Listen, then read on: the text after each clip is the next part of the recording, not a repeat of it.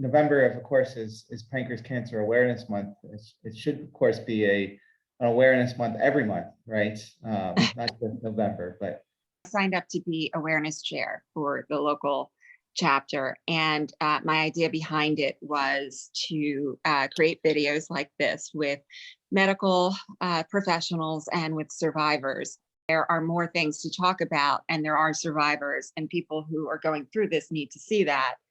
And they need to see that there are researchers like yourself who are actively searching for, not only curative solutions, but for this, just a simple early diagnostic test, which still doesn't exist.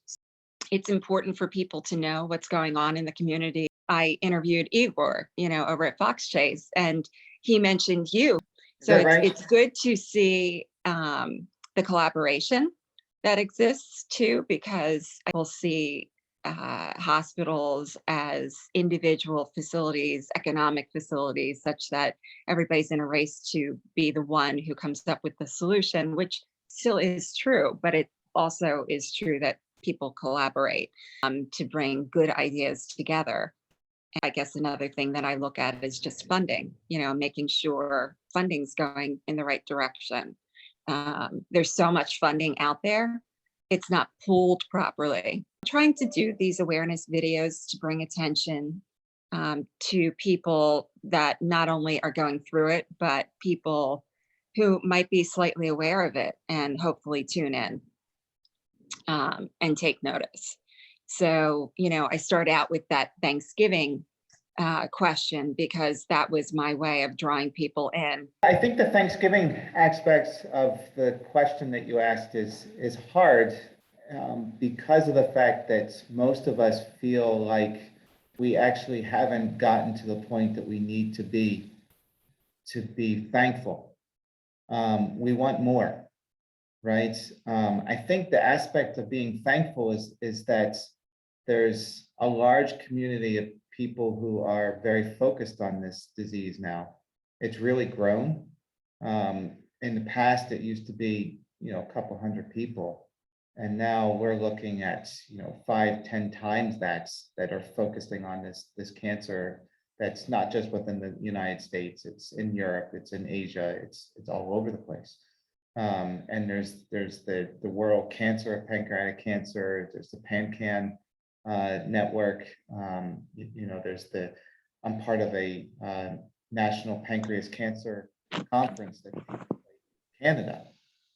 It's their first virtual meeting that's going to happen next week. But it's great because it brings together medical oncologists, surgical oncologists, research nurses, advocates who are interested in pancreas cancer and making a difference there.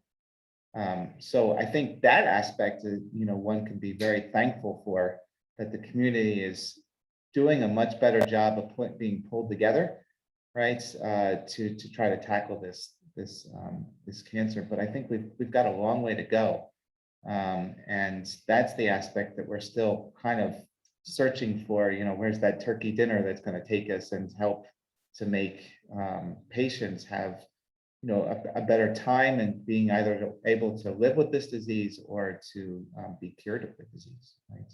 Appreciate that perspective. That's absolutely very real when it comes to the various aspects of this disease. So obviously you have your personal reasons to be thankful, but professional reasons are, still very complex. They are, for me, I've not, except for having seen patients with pancreas cancer and tried to help them and their families through this, my own personal drive for pancreas cancer. I don't have a close person who family member or something that has gone through that. I do have, a personal connection with someone who went through glioblastoma, which I kind of view as the pancreas cancer above the diaphragm. And there, a very similar setting of, an abrupt diagnosis, very insidious onsets. Nobody really appreciated it. And then you're diagnosed, and the time from diagnosis till, their passing is very short. And you're left with, oh my gosh, what could I have done? What, why, right? Why her? in that setting? And is there anything that could have been done differently? And these are all the questions you ask. And you kind of immerse yourself at the end, for me, in terms of how do you accept it? And that is, you try to find ways in which to help others. And thankful that there is a lot of work that's being done to trying to find new ways, but it's just never fast enough. We want to go faster, right? I know, absolutely. The other point that you brought up around the financial aspects, you know, financially, labs are funded by foundations, industry, government sources, and those are key, right? And it's really important to have that financial support for younger individuals too, to help get them into the fields, to bring new ideas, to bring that energy that's needed to push forward cancer research and discoveries. But it's getting harder and harder, I think. As more people come into the space, the financial components actually have to keep pace with that. And unfortunately, we're also now in a setting where there is inflation going on, and there's supply chain issues, and these are hitting the labs too. And while the research funds are staying stable, the cost to actually do the research is actually increasing. And so there's a disconnect that's taking place that I think is going to have to be addressed somehow. Whether that's additional funds that come from governmental sources, or whether that means additional ways of partnering with industry, or if that's philanthropic supports that comes because individuals want to find ways in which to help foster research projects. There's going to have to be something that we do to keep the momentum going. Otherwise, I fear that there's going to be a loss of some researchers because of the lack of funding opportunities that are there. Yeah, I totally understand that. I see it throughout many different industries, and people don't really think about the health industry being impacted, but it certainly is. And, one of the very basic issues is just the cost of medical school, the cost of going to school. And then what everybody now looks at as the return. What is the return on investment? And that return on investment doesn't start for a doctor until, what, 10 years? If Yeah, that? it's hard. I mean, there are NIH loan repayment plan programs that are in place for those who are doing research after medical school, and so that's a huge opportunity. There are programs like the Damon Runyon and Doris Duke foundations, where they've put in place opportunities. I was fortunate enough to be funded by them, not to repay loans, but certainly to help get your career started. And that's been vital. I think those were the funding sources that really helped to establish my own program, and I can see that helping trainees right now in the lab. So, but yes, those are aspects that are really important because they help to make decisions as to where do you go? Do you stay in academics? Do you go into industry? What's your path forward? And it's not the right. I think the younger investigators need to follow their hearts. Right? What makes them tick? What gives them, where's their passion? And it's unfortunate if funds and financial components have to disrupt that path. I don't like that. Right? No, right. It's very difficult, but it's true that the younger generation does look at the dynamics of, the heart and what they're passionate about, maybe more so than our generation. But unfortunately, the reality is the cost is enormous to be able to follow the heart. Exactly right. No, it's absolutely true. The other piece that you touched on that is important is government funding and corporate funding, and that's when I start looking at what went into the COVID vaccine and how quickly they came up with a solution, because it was supported by the government, not only direct financing, but I believe the working capital components that start to suck up the finances of corporations that are doing the investigative work was also supported by the government in COVID. And those are the things that are needed for solutions for pancreatic cancer. Yeah, I think there's a couple of components that play into that. One, there was huge buy-in from the public as well, right? And that led to the opportunities for clinical trials to be conducted extremely quickly. I mean, the number of patients that have received the vaccines on trials was done in an expedited manner, which was amazing, right? Unfortunately, in pancreas cancer, the rate of enrollment for patients on clinical trials still remains too low. It's under 20%. Most patients don't go on clinical trials. And my view, as well as many of my colleagues' view on this, is that clinical trials are the standard of care for pancreas cancer, yet most patients are not receiving that. And why But is that? is that because people are not living long enough? I mean, they're being diagnosed too late, or is that some other reason? No, I think there's a couple of reasons. One is that sometimes it's access to the sites where clinical trials are taking place, which often are in big cities, right? Number two, it's awareness.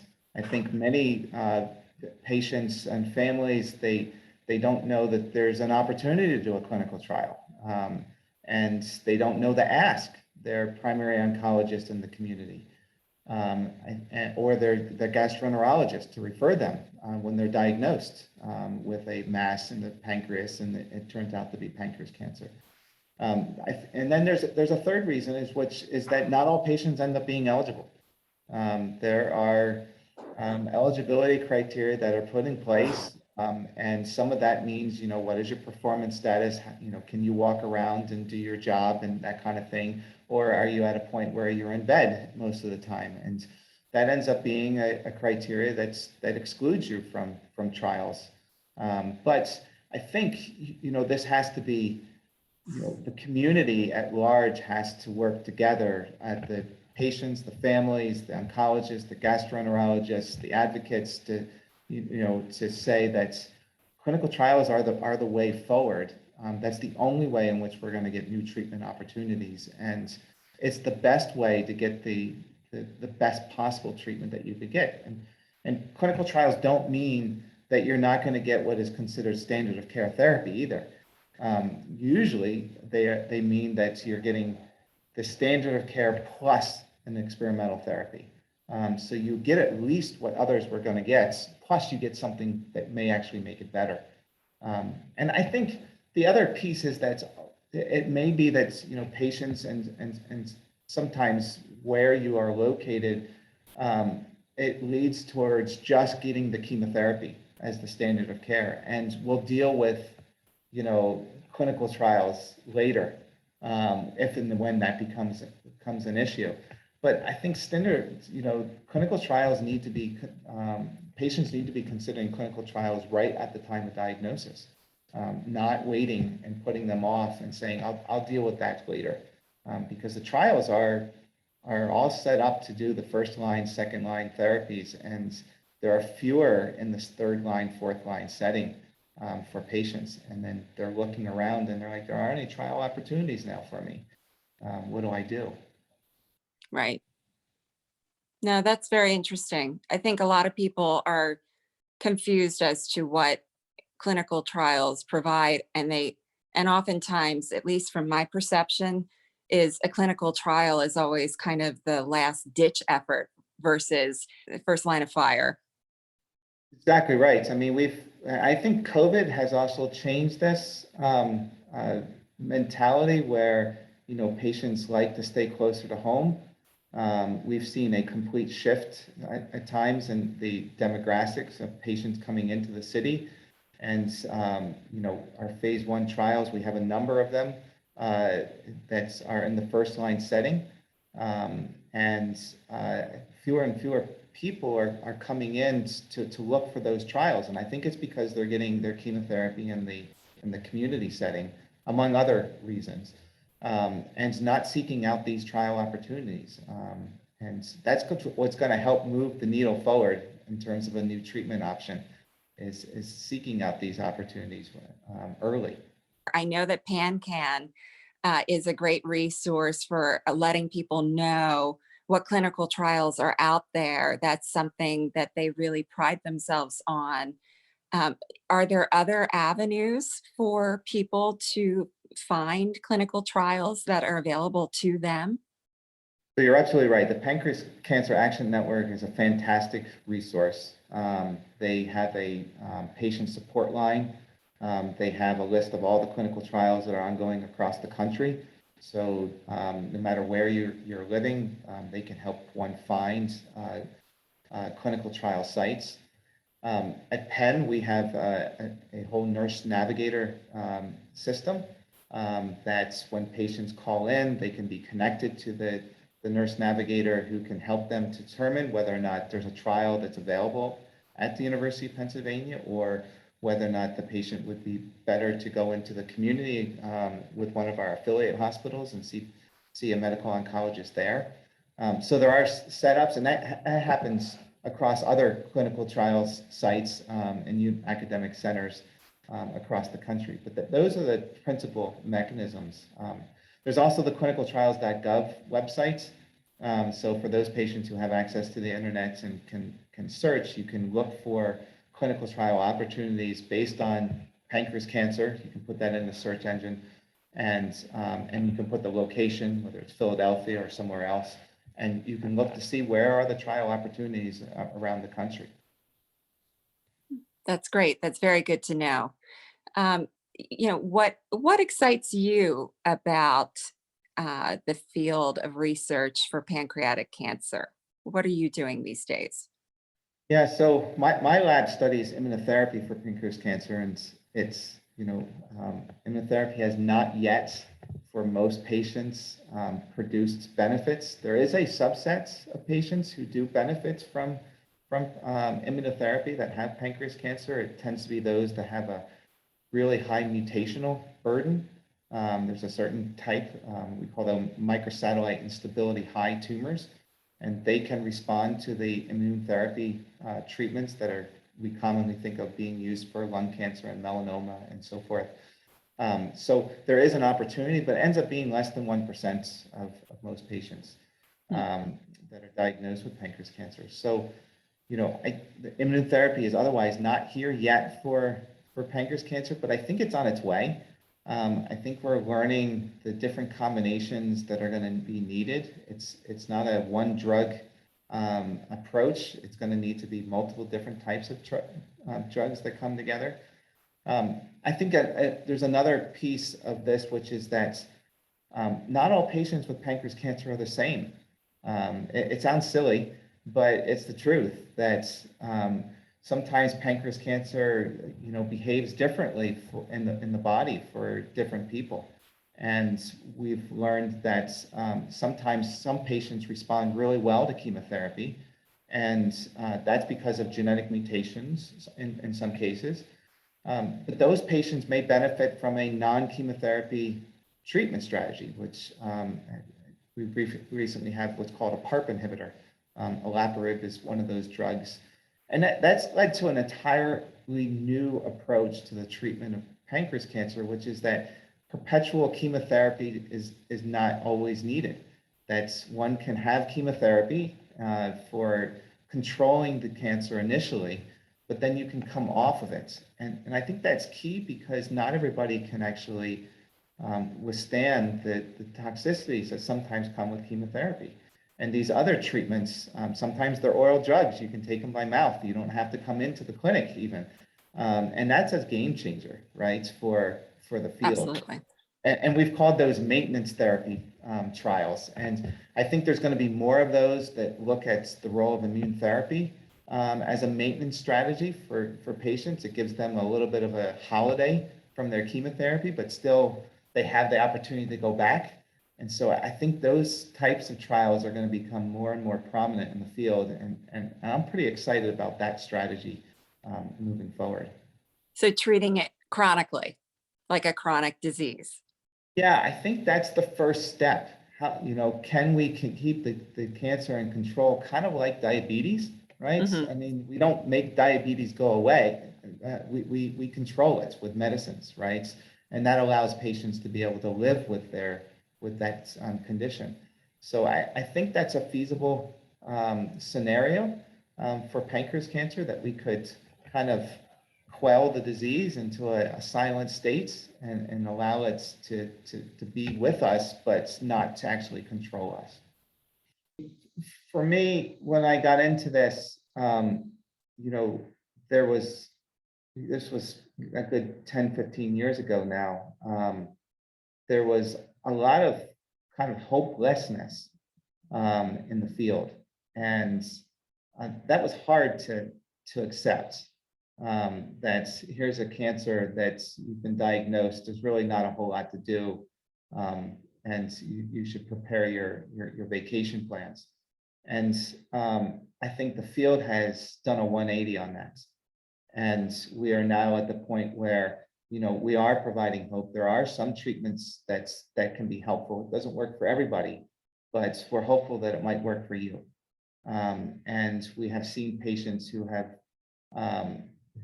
lived for a long time, right? About 5 years. Some you would say are cured of their cancer because there's no evidence at this point. And so that is a possibility, and that is what provides the hope. But it became for me a challenge as well. How can we help everybody else?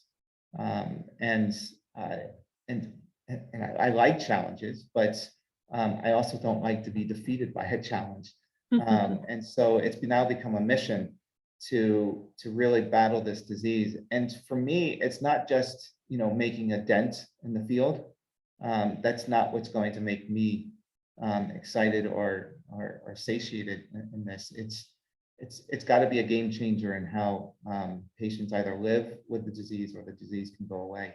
What is it that you need to be successful? Yeah. Your biggest wish?